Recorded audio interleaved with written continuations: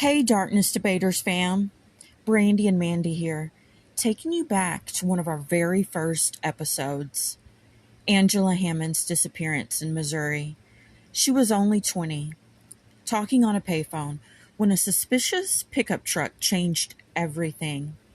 We're revisiting this mystery with fresh eyes, new perspectives, and our heartfelt respect. Join us as we shine light once again on Angela's story. Darkness.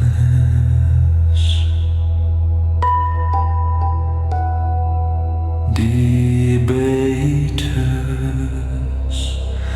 starts now. And it's been 36 35. years. 35. Yeah, 35. Is that right? 91. 35 years. Yes. And yes, it's time. 91, right. Mm-hmm. It's time Yeah. that somebody comes I forward absolutely with what they know. Somebody knows something out there. They're just not talking. So we'll get right into this. We'll give you some background. Yes. On February 9th in 1971 in Kansas City, Missouri, Chris and Marcia welcomed a happy, healthy baby girl into the world named Angela. Everyone close to her called her by her nickname Angie, and they remember her as being intelligent, sweet, and full of life. She had a smile and a personality that lit up every room she entered. In 1975, when Angie was 4 years old, the young family moved about 4 hours away to Clinton, Missouri. It's a small community, like a farming type community, where you know all your neighbors. Everyone knew everyone. Kids grew up knowing everyone in their school, and lifelong friendships and bonds were made here. She became a big sister to a happy baby brother, and everyone recalls how excited she was to become a big sister. Angie's parents divorced just over a year after her baby brother was born, but they maintained stability and civility for Angie and her brother. They wanted to make sure that the kids had a healthy and supportive environment growing up. Angie did normal teenage activities like driving around town. You know how you had the strip in town and you would drive up and down the strip. You'd put 200 or 300 miles on your car on a Saturday night, never going anywhere. That's pretty much her and her friends. That's what they did. They drove that one strip 200 or 300 miles a night. And it's like a quarter-mile long strip from what they described it as. And can I add something here? Sometimes some back road drinking was going on. Yes. Yeah. Can I add something? It was said that Angie drove a Mustang. Yeah. So that was, for a young girl in a small town, that was a big thing. And I'm sure everybody wanted to ride around with Angie. That's hot. Mm-hmm. Oh, yeah, I'm sure. Angie started dating Rob Schaefer in November of 1990 when she was 19 years old, right before her 20th birthday. And in January, they got engaged. You know, young love is fast love. It happens fast. And when you know, you know. And this young couple, very in love, then announced that they were expecting their first baby. We have to remember, too, they were from a small town. They probably knew each other for years before. And so, yeah. Oh, yeah. Yeah, definitely. It sounds kind of weird if you're from a bigger town to meet somebody and get engaged that fast. But yeah, in a small town, she's known him for 18 years already, you know, so, or close to it. So he wasn't a stranger or anything like that. He was probably in the friend group, you know, and they grew up together and just knew each other. He was really handsome. He was an athlete. He had plans on going to the military. So, you know, what's not for a young girl, especially in a small town, to be like, hey, you know, come over here. Let me talk to you. Yeah. When they found out they were pregnant, they were both so excited. They were super excited. We're going to be parents, you know, and it was like this whole future was open to them. The world was so bright. They were ready to get started. Angie was renting a trailer, a little trailer house. Rob was still living at home at that point, but I think there were plans for him to move in. I think it's been reported a few times that he was actually living there, but her best friend has refuted that and said, no, she was renting the trailer. He was not actually living there yet, but he did stay there. Yeah, he was still in high school. So life is, yeah, he was. And, I mean, they're expecting their first baby. They're excited. Their life is about to start. You know, I mean, we all remember what that's like. You know, our first love, and we're fixing to start a family, and we got a house. Life was bright and beautiful. The future was bright and beautiful. And all of that changed in the blink of an eye with a green pickup, a dirty bearded man, and a phone call that ended in a scream on April 4th of 1991. April 4th, 1991, it was a Thursday. The weather was warm. You're talking about the Midwest, so it was a warm spring day that day. Angie had taken a break from taking classes at Central Missouri State University and taken a break from her night job at a local bank. She had her best friend who was coming in town to visit, and she was really excited. So Angie and Rob and her friend decided to drive to the next town over, where Angie's mom, Marcia Cook, lived. And they spent the afternoon attending a barbecue in the next town over. Angie, being 4 months pregnant at the time, she was the designated driver. So she was there with her mom and Rob and some friends and her best friend. They ended up leaving the cookout about 9 p.m. that night. She told her mom that her and her friend were going to go, quote unquote, goof around, which meant just, cruising around in her Mustang. So, driving that same strip of 200 or 300 miles worth. So she sat back on the little trip back over to Clinton, Missouri. She had Rob and her friend with her. They ended up dropping Rob off at his mom's house so he could watch his little sibling that night, so his mom could go to work. They ended up dropping him off about 10 p.m. and then they proceeded to go cruise the strip, goof around. She had told Rob that she would either call him that night or see him again later on that night. She ended up dropping her friend off at about 11:15 p.m. By that time, it was a late night. She was tired. She was 4 months pregnant. She was tired. She was ready to go home. So she made her way to the center of town, which ended up this grocery store parking lot where the payphones were. She didn't have a landline at her trailer, which, was... They were expensive back then in the early 90s. Mm-hmm. And payphones were just common. Yeah, it was just, back then they were just a quarter. And even if you called local, it was just a quarter and you could just talk as long as you wanted. Right. So this payphone was I had heard stories that they used her mom's calling card a lot at that payphone, and they would get in trouble and get the calling card taken away from them, her and her best friend. So this was a normal activity. It wasn't something out of the ordinary that she's using a payphone for, a weird reason.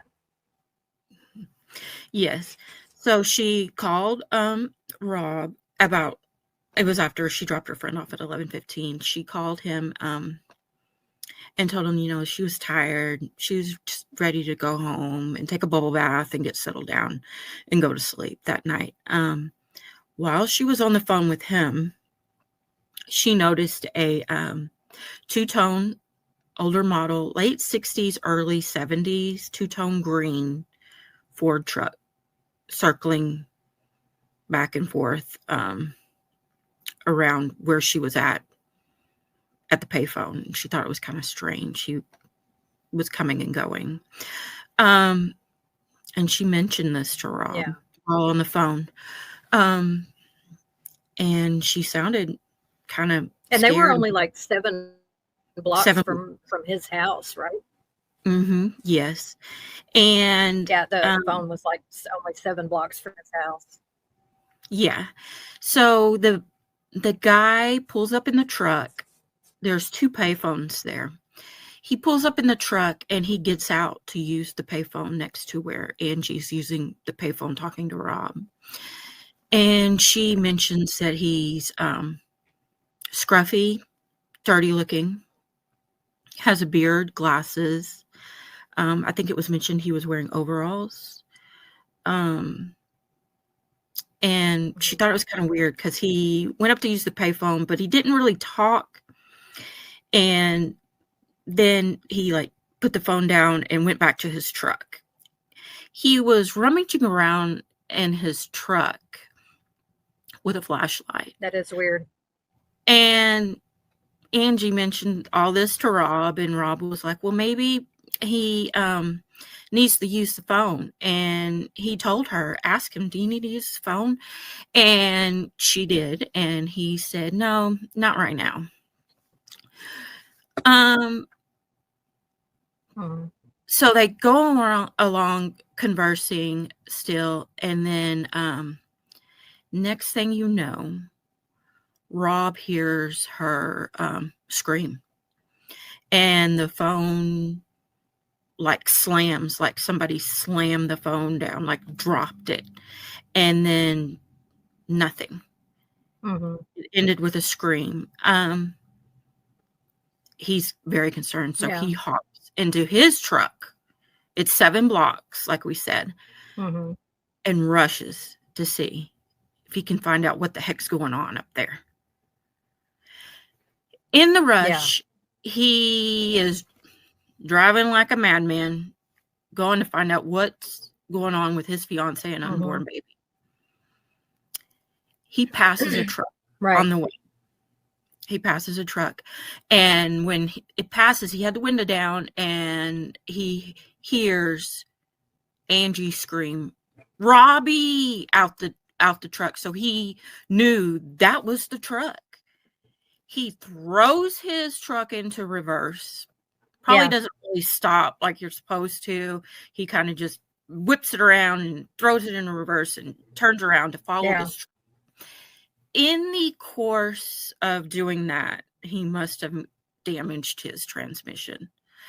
It went for a little ways, but then the truck started to die out. And I think they said a mile. Yes. He noticed that the truck did up ahead as it was dying out, did make a turn onto a dirt road up ahead. He saw the brake lights and he saw the truck turn. And that was the last that he saw of the truck and Angie that night. Yeah. The truck, Angie, nothing has ever been found. Rob was a suspect for a while. He was ruled out, I think, within the first week. Because, of course, when he said, well, you know, when I threw it in reverse, it damaged my transmission. It stopped. You know, at first the cops were kind of like, but did it? But I mean, when they examined his truck, his transmission was fried. Those trucks, they still are, but especially back then, they were really sensitive to that. So you made a complete stop before you put it in reverse. But with him being scared and I've got to go save her, you're not thinking, okay, put it in park, then put it in reverse and then do things tenderly. You know, you're just trying to get where you're going. And I mean, really, he was what, like 18 years old. He was still in high school. He's still a kid. He's still a kid. I mean, honestly, I mean, legally he was grown, but he's still a kid. A blink, he went from everything's perfect to go save her. So I've thought so much what that must have been like for him sitting in that truck with his truck slowing down, because when your transmission goes out, the engine is revving, but the vehicle is slowing down. Yeah. So what that must have been like for him to have the gas pedal. Yeah, the gas pedal is on the floor and the engine's revving for everything it has, but it's slowing down and he's just watching them drive away and there's nothing he can do about it. What a helpless, horrible feeling that is. And I think somebody out there knows. Somebody out there knows exactly what happened to Angie. Especially, They know where that truck is at. the They know where truck she is at. was pretty specific. It was an older model Ford, like we said, late 60s, early 70s, two-tone green. Mhm. It had a decal on the back that depicted a like a bass fish jumping out of the water. So that's pretty specific. Not a lot of trucks have that in the back window. It is very specific. Yeah, and there ended up being later on some witnesses that described a scruffy man circling around in that description of a truck later on. They came forward later on, but there were other witnesses who described that truck as well. So yeah, I like you said, I feel like it's such a sad case because there's somebody knows exactly what happened, and I can't imagine what it must be like for her family, because there's, I mean, you think in your head, okay, she's probably gone. Yeah. She is probably dead. Mm-hmm. But you don't have a body to bury. It's not confirmed. So how do you, as her mom, her brother, her cousins, her best friend, how do you just say, okay, yeah, she's dead? Even don't. Rob, you hang on to that hope that she's going to walk up the driveway one day. Right. Right. So I honestly, I can't imagine what it's like to lose a child to begin with. But to lose a child, literally lose one, you don't know where are they. I mean, I can't imagine a worse kind of hell than having to live like that. And we're talking really about, two victims here. She was 4 months pregnant, the Rob's unborn baby. I'm sure that probably haunts him to this very day. Right. I'm going to try to get these on the screen, but I'm still learning all this technology. So I'm going to bring it up here. This is Angie. The picture, if you're looking at this one was her then, and the other picture is an age progressed photo of what she might look like. Somebody out there, somebody watching this has seen this story 100 times. And somebody out there knows something. You know where she's at. You know who did it. Even if the person that did it has already passed away, this family, Rob, the people that had been left, because like you said, there were 2 victims, and really there's more than that. I mean, this person didn't just take her. He took the future.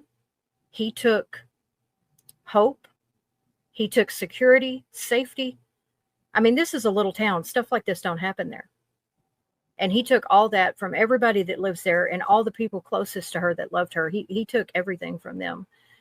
And we need to know who did it. And there are theories. There were other cases of similar crimes, which I'm sure we're going to be bringing you those too, and try to see if we can tie them together. But this is just, it's heartbreaking. I saw this way back when it aired the first time on Unsolved Mysteries back in the 90s, when it was still a fresh case and there was still a lot of hope that maybe they would find her.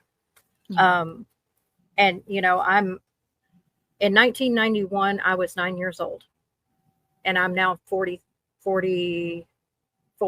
I just turned 44. Sorry, it takes me a minute to remember my age. I'm now 44 years old. She's about 10 years older than me. She should be somewhere happy with Rob. They would, probably have grandkids by now. I mean, that's how life should have gone. And it didn't. And somebody needs to answer for that. Yes. You're right. You're absolutely right. Yeah. And somebody out there, So they've seen that truck back then. They know who drove it, who yeah. rode around in it. They know, and now's the time Oh yeah. to come forward. Yeah.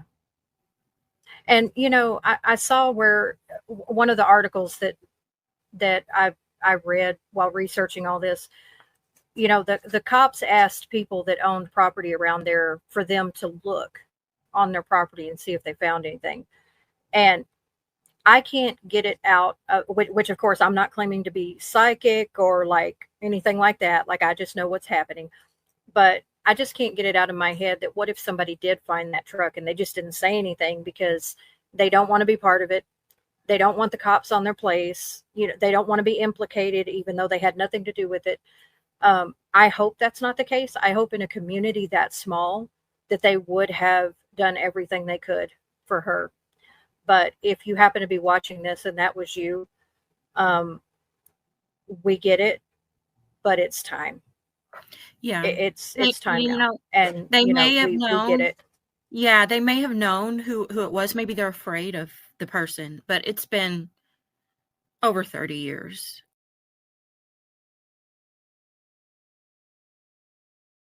The theories. Part 2 is all about the theories and what people think happened to Angie, suspects they think may have done it. All right. So there were 2 cases that the police believe were similar to Angie's disappearance around the same time that this happened. The first being the case of Trudy Darby. She was a night clerk at a convenience store in the nearby town of Max Creek, Missouri. She was closing up for the night, and she had called her son and let him know that there were 2 strange men circling the parking lot, and she thought it was strange.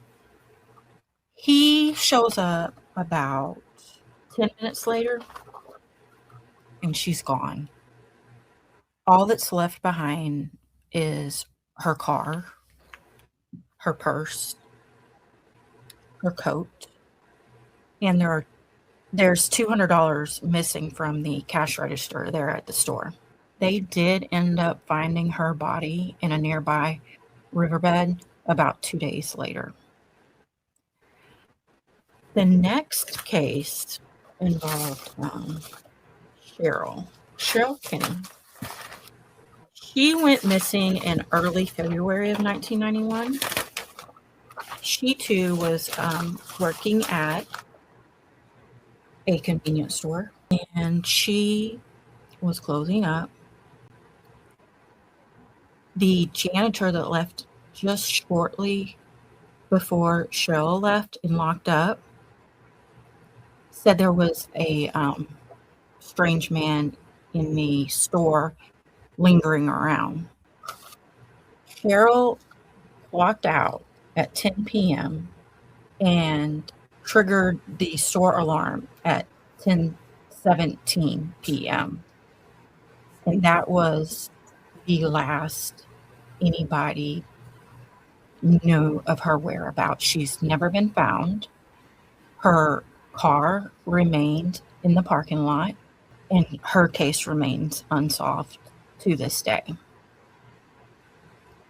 Later on, the police. How far, just real quick question. How far away was the second case from Angie? Do you know off the top of your head? Don't know, but I do know both cases were less than 100 miles away from Angie. Both cases. Okay. I don't know exact mileage. So just right around the corner, honestly. Yeah, it could, yes. A couple hours drive. There was a young man named Jesse Rush and his half-brother. His half-brother was named Marvin Chaney. Jesse did a lot of talking, and he admitted to friends of his that they were responsible for the Trudy Darby murder. So one of those friends turned them in, and they brought Jesse in, and he admitted to police that they were responsible for Trudy Darby's murder. Marvin Chaney denied any involvement. He tried to say that he was at home with his wife and kids, and his wife gave him an alibi for a little while, but she eventually came forward with the truth and said that she was not with him that night. They both ended up pleading guilty to Trudy's murder and were sentenced to prison. Now, like I said, Jesse did a lot of talking. And in his time in jail, he admitted to other inmates that there were 2 other women that they disposed of in rural Missouri, but he never named any names. And police think the similarities between Angie's disappearance and these other crimes could lead these 2 guys to them. The unfortunate thing, though, is Marvin Chaney passed away in prison in 2017. So he is not able to speak with authorities anymore. And the not being able to find Cheryl's body and Angie kind of makes it hard to tie these 2 individuals to both these cases. To me, the sketches, and you can see on here, this is Marvin and the police sketch of Angie's abductor. I can see a lot of similarities there. I do. Yes. You know, in all the accounts that I saw, when her abductor is described, he's described as having like a mustache or a beard, but I haven't seen a sketch of him that has a mustache or a beard. Yeah, that's strange. So that right there, it's a huge discrepancy and a huge, like, that's the biggest difference I see between the sketch and Marvin's mugshot, honestly, is that right there. Aside from those 2, and it could be just a case where Jesse is trying to make himself sound big, tough, and bad. You know, there have been those cases where people would cop to other things, especially if they had already been found guilty of something like murder and they're serving the rest of their life anyway, so it doesn't matter. They, try to make the other inmates think that they're big, bad, and tough, and they've done all these other crimes, and come to find out it was not true. It's happened a lot before, or, well, I don't want to say a lot, but it's happened that we know about it. There was also another theory that they weren't even after Angie, that it was a case of mistaken identity. I'm going to put up on screen and read this letter. This was a letter that was sent to a police informant who had a daughter named Angie. And police had a theory that that Angie Hammond was not the intended target, that it was the police informant's daughter. And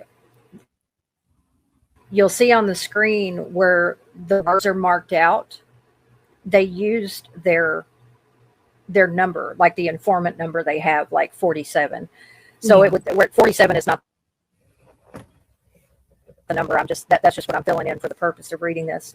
So it says, "Hello, number 47. We know who you are, number 47. People like you deserve what you get. We know where your foxy daughter is at. She will see us soon. Tell," and then this is another, this is the daughter's name, the police informant's daughter's name. She has the wife. That's the wife's name. "Tell your wife she has our deepest sympathy in her further loss. Goodbye, 47. So police kind of wonder if they took Angie by mistake, Yeah. because this note was sent to the police informant on April 4th of 1991 to the informant, also named Angela. All right, and there's another theory too that some people have mentioned over the years that they think could have happened. There's a serial killer by the name of Larry Dwayne Hall, Yeah. and some people have said that he's responsible for Angie. He had kidnapped and murdered at least 40 women. I can't remember the exact number, but there's people who speculate because he was a Civil War reenactor and he traveled the country and he was in the Clinton area when Angie was abducted. I don't think there has ever been anything really conclusive to link him to Angie. I don't think there's and if you look at his mugshot, and I'll link his Wikipedia page here. His mugshot looks nothing like. He doesn't look anything like Cheney, and he doesn't look anything like the sketch. So I really don't think it's him. But there's a few people, and if you're listening to this right now and you think he did, and there is maybe something I've missed or that we've missed that we don't know about why you think that, please let us know, because we want to look at every single angle. What are your theories? What happened to Angela and why? That's the big thing. Why? Why do you think someone would hurt her? Why do you think this could have possibly happened? And let us know what your theories are. And if you haven't done so already, please like, share, and subscribe. That is the best way to support us in our journey to bring you more cold cases and hopefully shed light where darkness dwells. Yes. That's the whole point of Darkness So Debaters. you got any closing thoughts about Angie? I do. I just want to leave everybody with final thoughts. It's been almost 35 years. Angie and Rob should have been married for almost 35 years now. Their baby should have made them grandparents by now. They should be happily settled wherever they are supposed to have been settled and living life happily. If you know who drove that truck, if you know somebody by the description that Angie gave Rob that night on the payphone, you know anything, any little detail would not be too small, call the Clinton, Missouri Police Department and let them know. Let's bring Angie home for everybody. Let's shine some light on her cold, dark case. Let's absolutely bring her home. Thank you for rewatching and remembering Angela Hammond with us. Her case still matters. Sadly, there have been no major developments in her case. If you know anything, no matter how small, please reach out to local authorities. Together, we keep these stories alive, seeking answers, shining light where darkness dwells.